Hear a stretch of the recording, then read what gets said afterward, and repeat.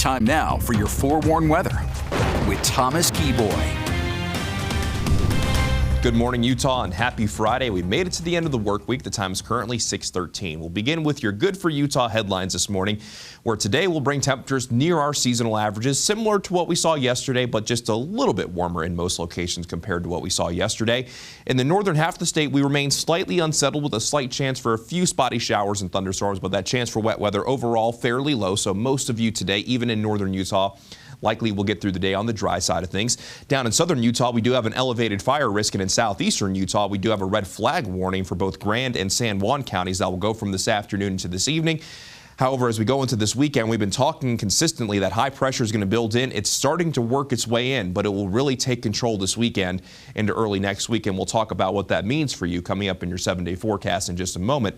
In the meantime, though, we'll get you out the door. The view from southeastern Utah and Blanding, a beautiful sunrise about to be underway. You can actually see the sun shining through the tree right there. That's a really pretty view. Temperatures are ranging anywhere from the 50s to the 70s out there for most. We're sitting at 55 degrees in Logan, 59 in Park City, 73 in Salt Lake, 69 in Moab, and sitting at 69 degrees in St. George as well. So temperatures this morning, very comfortable. And we also have this beautiful sunrise from Deer Valley. A little bit more cloud coverage in northern Utah, but so far this morning, that extra cloud coverage hasn't resulted in any wet weather. So as you're heading out the door this morning, nice and dry from northern Utah all the way down into southern Utah. Down in southern Utah, it's going to be another day filled with mostly sunny skies. However, up north, there will be at least more potential for those isolated showers and thunderstorms. You can see this area shaded in green. That is a general thunderstorm risk, but I think based on what we're going to see today with that stalled out boundary that just continues to linger a little bit, that best chance for wet weather will be from the Uintas and from Davis County northward, especially over in the northwestern corner of the state.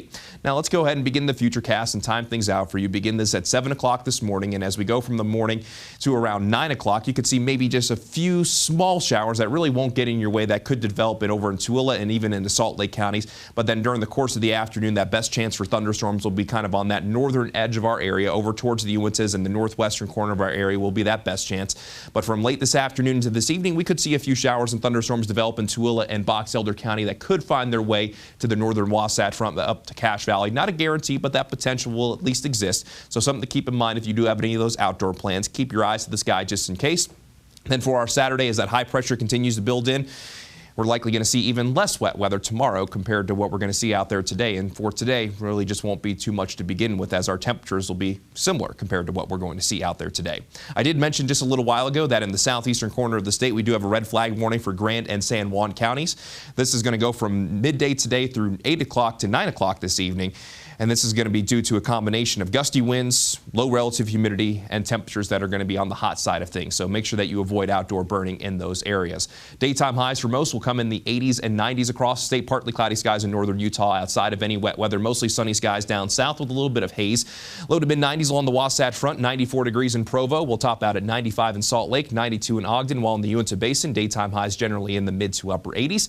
Then down in central Utah, 99 for Green River, 89 for Emery, 91 for Gunnison. Then down in southern Utah, we'll see a daytime high of 90 in Blanding, 103 in Lake Powell, 94 in Kanab, and 102 in St. George. But with that high pressure taking control, you'll see it building in as we go into and past this upcoming weekend, slowly building in from the south. And our temperatures will start to build as well. So 102 to 103 the next couple of days in St. George. Then by the time we get to the end of the weekend into early next week, daytime highs likely going to be above 105 and could get close to 110 by the middle of next week. Then along the Wasatch Front, just that slight chance from this afternoon to this evening, mainly from the northern Wasatch Front northward.